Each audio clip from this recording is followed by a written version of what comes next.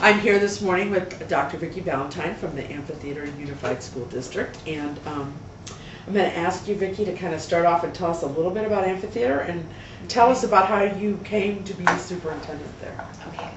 Amphitheater is a school district in northwest Pima County, northwest Tucson, basically 109 square miles. We have 3 high schools, 5 middle schools, and 2 of those middle schools are K-8, and 11 elementary schools, and then 3 special programs, one being focused on profoundly handicapped students, Okay. and the remaining 2 being combinations of alternative to suspension, expulsion, as well as alternative education environments for students. We have somewhere in the neighborhood of 16,500 students, give or take, during the year. And this will begin my 9th year in the district as superintendent. Good for you. Congratulations. Thank you. They're in order. I joined the Amphitheater School District in June of 2000, and it was a quite tumultuous time for that district, at the time, in that there was a recall election.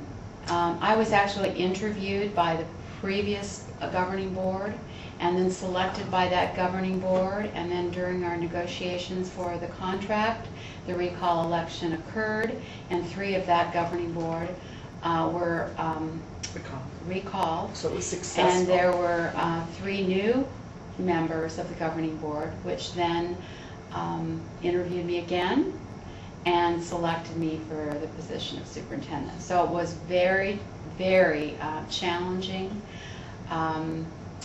We were building a new high school at the time, and people might remember that that was at issue related to an endangered species, the pygmy owl.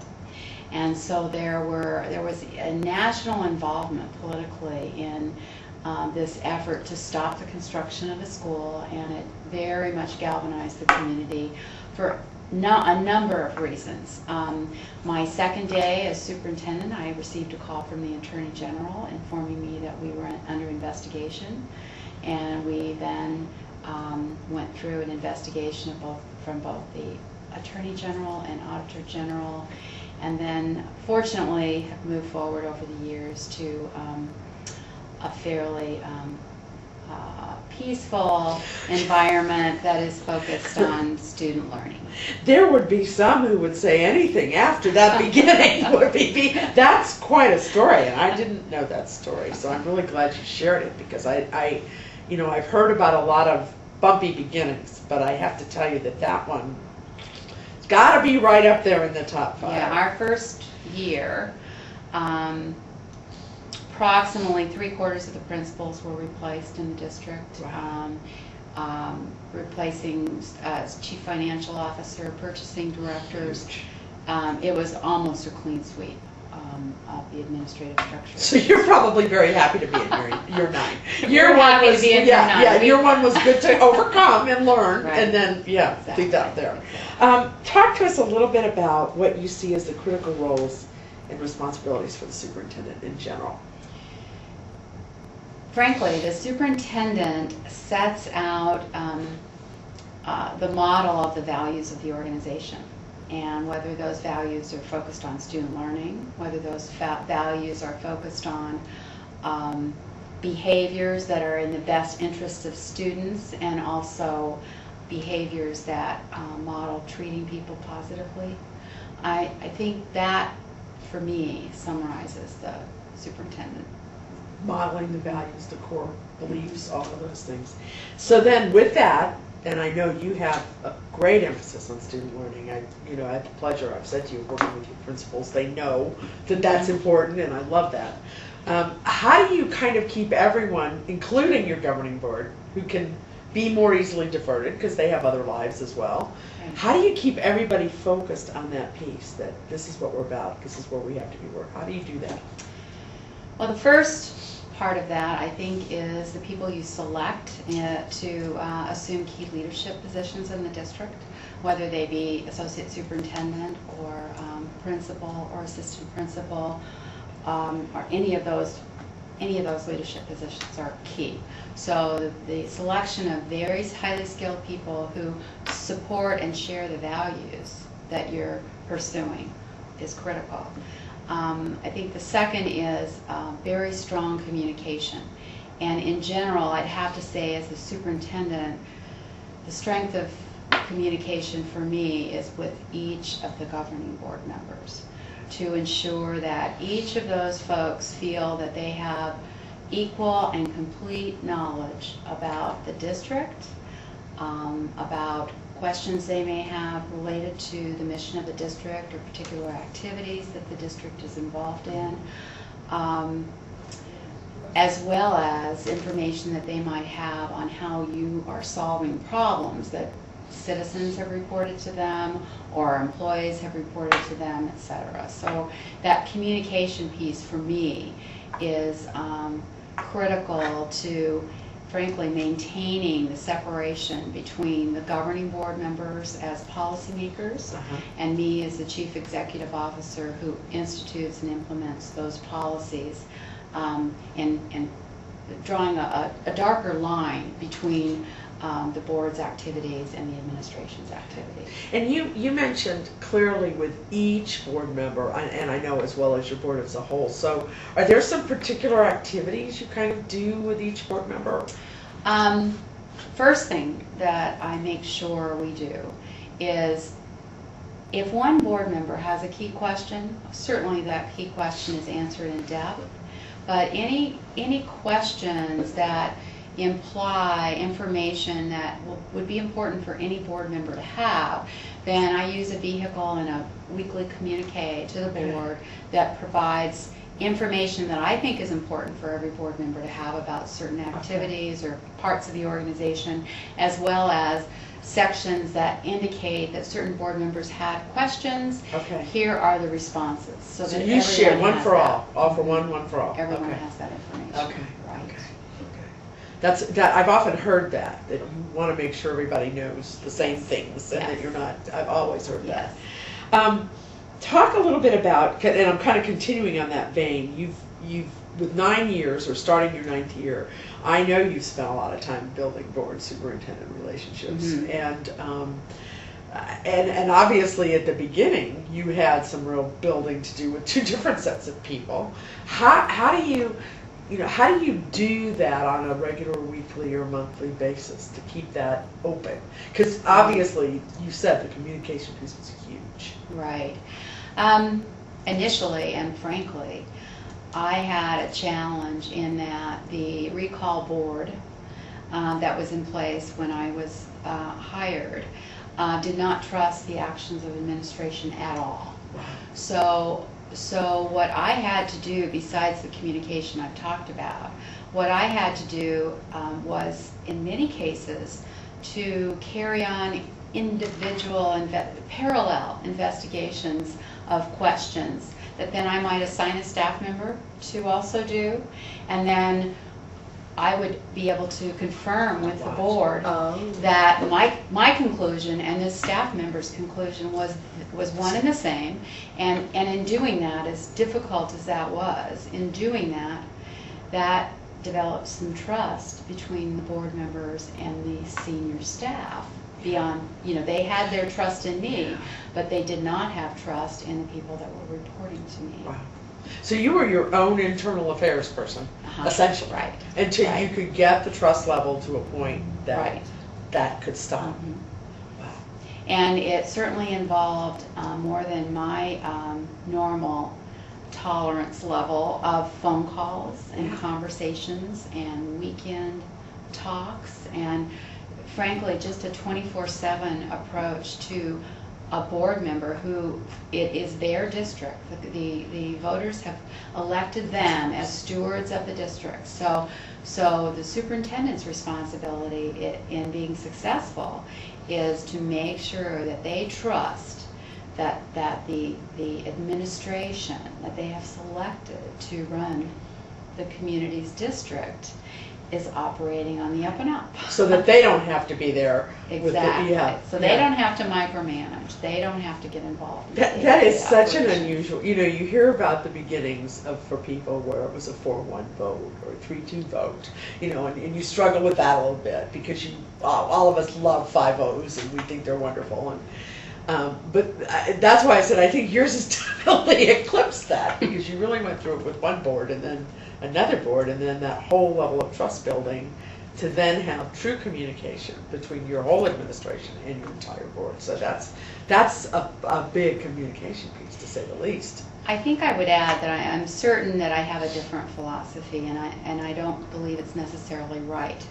What it is right for me.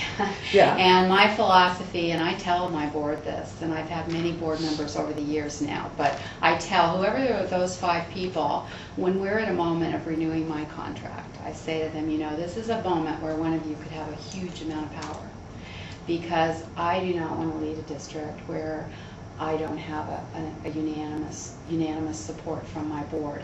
I may have my board disagree with my recommendations. Sure. That's fine. But when I have a board member that disagrees with me as the leader of the district, then I have a psychological undermining potential that goes on, where their decision making on policies and issues may be more about me than the policy, the issue, or the district. And I'm unwilling to lead a district in those conditions. So I've been very fortunate that there's never been a circumstance where a board member has taken that power. But for me, it is required to do what I do. I'm really glad you were candid about that, because I think that speaks, you described so well why it's an issue in that arena. And that's an important thing. I think all of us, you're right, you can go out with a recommendation and the board may go 4-1 for that recommendation. It's still majority. You move forward. You do. They may defeat the recommendation. We've been there, most of us, at some point. But I'm so glad you described that contract piece, because you're so right. There is a whole psychological piece there for both of you when that's happened, and that would be a tough one. And I guess your early experiences trained you very, very well. You said, we're not going back there. We're not going there. Okay. Tell me about, and you have in some of your answers, tell me about challenges and rewards of the superintendency, which... I think the challenges are huge. It is the only position. It truly is a career change. I've been an assistant superintendent, I've been a principal, I've been a curriculum director. Those were less of a career change than the superintendency. The superintendency is a career change, and it is about the person. And I've never been in a role where anything is so much about the person. And in that regard, it's a huge challenge, because people are directing their concerns, their objective opinion, they may have never met you, on you as a person. And that requires a lot of strong internal dialogue to ensure that that does not impede what you need to get done. The reward of that is that because of that focus on the person, as superintendent, you can have huge influence. Because people know you as the person. They may have never met you, but then you are the superintendent. You're the superintendent, and even though they have no idea what you do, and it's quite a mystery. But they still know the person of the superintendent, and at least take some heed in a thought or a recommendation. That's a very descriptive way of showing that, because what I often hear is the idea that it's 24/7, or it's we never know what's going to come at us from. I hear a lot of those challenges, but I think I like that picture that you drew, because it does talk about where you are every day. It's almost there's Vickie Balantine and there's the superintendent, and you are very clear on what that role is and what it requires of you. That piece about the strong internal dialogue just struck me right where I live, and I thought, yes, indeed that's so. Indeed that's so. Talk to us a little bit about the whole role you have, which is different from what most of us have done, which is the whole state board role. Because when we look at the ISLIC standards, one of them is about influencing the context, the social, legal, political context around you. Most of us look at that standard and we think district. Mm-hmm. You obviously have had the chance to not only think district, but to step back and go, no, this is the state of Arizona. So tell us about that. What's that like, and what do you do, and how does it work? Okay. Well, I'll back up a little bit in that about 7 years ago at the state level, we had some very draconian budget suggestions from our legislature that ultimately would have seriously imperiled schools and school districts throughout the state. And all of our employees, all of our community in the Amphitheater District anyway, were very outraged. We were receiving calls, we were having people come to our governing board members outraged at our inability to provide raises, outraged at our class sizes, all those issues that relate to the budget. And so it was at that time that the community said, you need to get to Phoenix. You need to start influencing these people in Phoenix, so that once we explain to them that this isn't about us wanting to have large class sizes. It's about a box that has a certain dollar amount on it, and we have to use that money to provide everything. Yeah. And once they understood that, then that directive, if you will, was for me to do something. Expand. So I began going to the legislature and began talking to people, and as a result of that, over a couple of years, I was appointed to the State Board of Education. And on the board, there are 11 positions on the board, and one of those positions is a superintendent of a K-12 district in the state. So I assume that role on the board. So it's a very interesting role in that there is another role that's a charter school representative, and there's another role that is the president of the university, another that's a community college president, and then the remaining roles are the superintendent of public instruction, as well as lay members who might be business persons in the state. So in general, my role can provide a lot of influence in that many of the policies, many of the certification changes, many of the discussions related to the state board, I have more understanding of what it looks like on the ground. Yeah. So the challenge I have is to make sure that I am very careful to provide as unbiased feedback as possible on the recommendations in that, and I tell my colleagues this, I can't be against everything. So I have to assess. There's got to be some reasonable standard here. I've got to assess what really is so incomplete that it's unworkable, and express it in that way, and then assess what changes, frankly, might be for our own good, even though we don't want them. Yeah. Yeah. and so you try to move that, in that between those two bumpers. Yeah. Do you think, having done that now for a while, has it changed your views at all about some changes that might be good for us, even though we don't like them? Oh yes, it's changed my views. Okay. Yeah. You start seeing the extremes. There are 250-ish school districts in the state and charter schools, etc.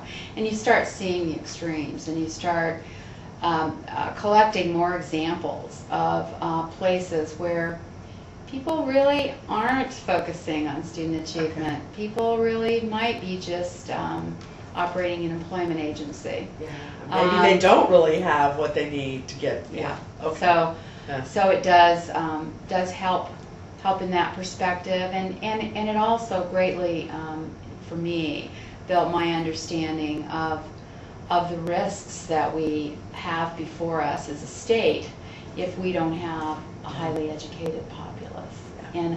And I had only in the past really thought about that in terms of my school district, and was very concerned in that regard, but I have a context there that's much more controllable. Sure. And I bet that's just been, looking at Arizona, it's one of the things I think about a lot. Having stopped being a Phoenician and become a Tucsonian, I also realized how egocentric is the word that comes to me. Yes. Phoenix can be, and Maricopa County can be. Yeah. We think it's all about the city. It's all about and indeed, Arizona is so much not all about that. So I imagine that that's really enriched your perspective as you. Right. Yeah. Right. My little piece of it has only been recently in traveling the state the last couple of years, and it is an eye opener. And I haven't seen or heard a quarter of what you've seen. And it is an eye opener. It really is, and I guess I'm glad. I've had it because I think I've learned a number of things too. I too would look in my district. That's where I was. Right. That's what kept me busy. Right. And like in all things, it takes a long time to break into the Maricopa County environment. Yeah. And It's not that friendly. I'm at the point now which I really enjoy a lot of positive relationships in Maricopa County, and there are great people who work there. But it took a long time for a normal kind of conversation to be able to develop. Well, and you came, now that I've been here, you all have a great structure, even as fellow superintendents, for talking and meeting with each other. And Maricopa County has little of that. I mean, it's got pockets, but it doesn't have that countywide. Even your governing boards have that countywide connection. And so after I moved here, I remember saying to some of our colleagues here, why couldn't I have been here first? It's so much nicer here. Because it is a different environment in Maricopa. And even when you're in Maricopa County, you struggle to build some of the relationships. It's a different place. A lot of the people that will watch this are either aspiring to someday be a superintendent, or maybe novices as we speak. So if you were either mentoring someone or you were working with a new superintendent that you were mentoring, what kinds of experiences would you really want those folks to have in order to be well prepared and successful in the superintendency? Because you've said it's a different job. Right. I think what you first would have to do is look at an organizational chart of a school district, of a reasonably sized school district, and look at the functions that are in place in that organization, and make sure that you have, maybe you go and intern with a home builder for a month. I mean, you have some sort of practical knowledge. You don't have to have expertise, but you have to have some practical knowledge of all the angles in the organization. So that's kind of a rough pass through. You clearly have to. I probably separate from my colleagues on this opinion. You clearly have to have a very deep knowledge of K-12 education and student learning. I, however, don't believe that the only way to gain that knowledge is to teach in front of a group of students for 3 years. I think you can work in a K-12 organization as a researcher. I think you can be, you can be in some other role and gain that kind of knowledge. You certainly have a notch up on credibility if you've been a principal. But that general. That direct 3 years is the rule. Maybe not. Half, but the system you really need to understand. You in Arizona, if you don't have a deep knowledge of school finance, you either have to have a really great CFO and count on the fact that they're never going to leave you. Which was my road. In my career, at this point, in eight and a half years, I've had 3 CFOs, and one of them left because I fired him for financial difficulties. For felony kinds of things. So that means that on Tuesday he's here, and on Wednesday he's gone. And so if I don't know what's going on in finances, I've got problems. So I think that's probably the biggest mentoring. And then frankly, you have to have understanding of conflict resolution and the kind of behaviors that can influence people to change their own behavior. And it's not about carrot and sticks, So that whole piece of just kind of being the the mediator, the person to hold the grail and move it forward and all of that. That's a huge demand too. That the finance piece has come up in each interview that we've done, without a doubt. Right. And Well, that's what everyone makes me has really agreed trouble. that Yeah. you have to have, Yeah. yes. And as I was a bit astonished in the last year. Now I know you see this information, but I was a bit astonished to see how many districts were teetering on some sort of financial receivership. I mean, I always knew there were some. Mhm. I just had no concept of how many. Mhm. And that was startling to me. I was blessed with the CFO who would Right. never leave me. Right. Went with me from one district to another, and Right. is still doing it for now the others, Yeah. So I was blessed. I Yeah. have an overall knowledge, but that Yeah. combination was great. But how difficult is that to find yourself? And when districts come to the state board and there are those receivership issues, can you kind of talk a little bit about, I know this isn't one of our Yes. plans, what happens there? How does that process go and what are they obligated to? Well, basically, it comes through the Auditor General. The Auditor General has done some sort of a performance audit, and/or their year-end closing has resulted in deep overexpenditure. Okay. The first example is the easier one that the board has been dealing with, frankly, for a period of time, years at this point, where the Auditor General brings forward a district because they're out of compliance with the USFR. Yeah. And the issues are presented to the board, and then the board, as a consequence, can withhold 10% of their M&O budget Right. until they have a clean audit. So that happens in scenarios. It may be that the board decides to withhold 3% or 5% or whatever. But the board has some discretion But the board there. has discretion, and the board, in my tenure of 2 or 3 years, has taken action several times. On the receivership, the challenge with that is a little deeper, in that, in your understanding of school finance, we know that the money you think you have left changes over and over and over again, according to Absolutely. reports from the state. But you think you have what they think they have. Yeah. Then at the end of the absolutely. year, you've adjusted your budget perhaps 2 or 3 times during the year. You have a final adjustment in May that is supposed to calibrate to your actual enrollment, your Right. end-of-day count, etc.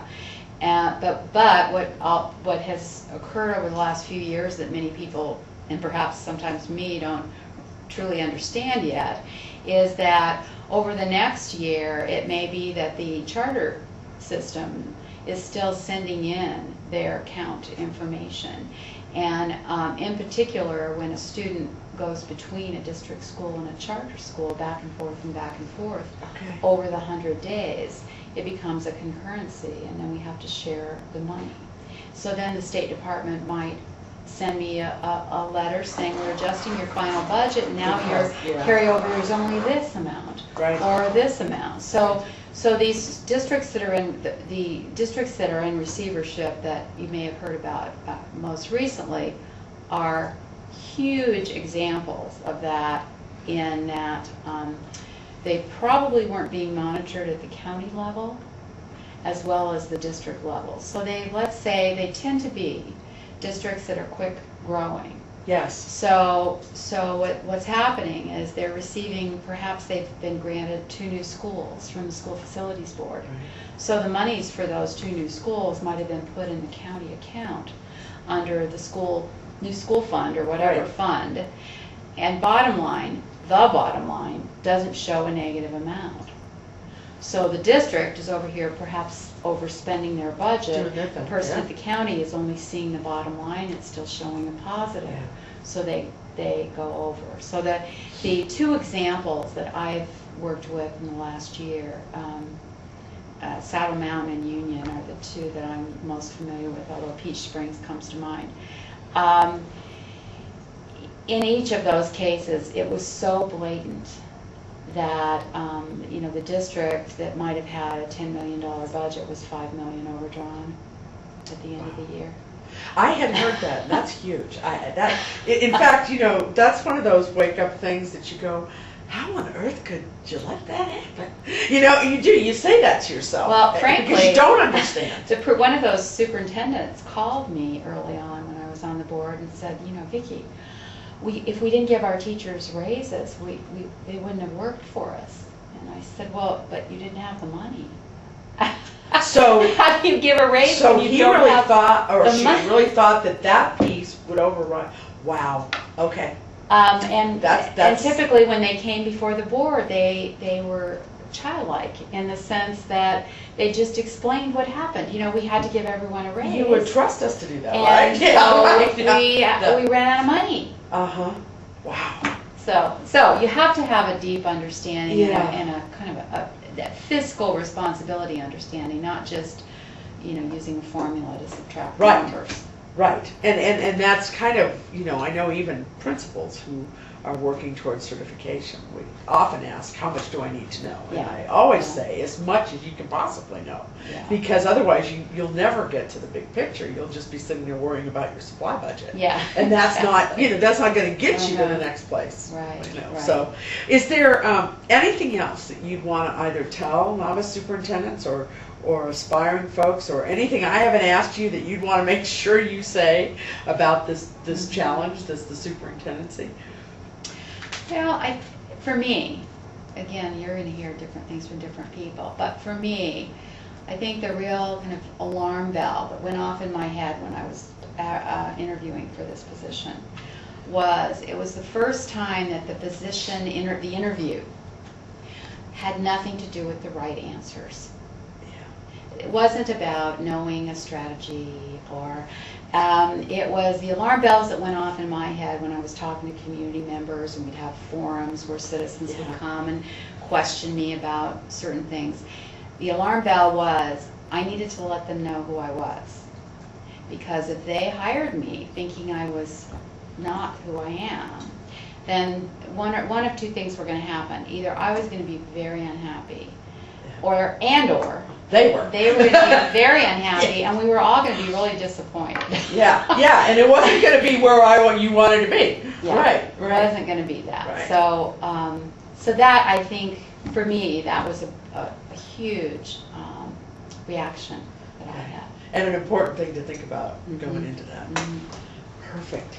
Thank you so Great. much.